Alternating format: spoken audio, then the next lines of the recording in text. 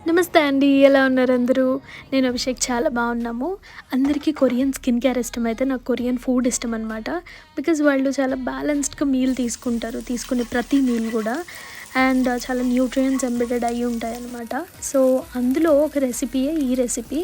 ఇది వచ్చేసి ఒక సైడ్ డిష్ వాళ్ళకి. అంటే మెయిన్ డిష్‌తో పాటు ఈ సైడ్ డిష్ తీసుకుంటారు.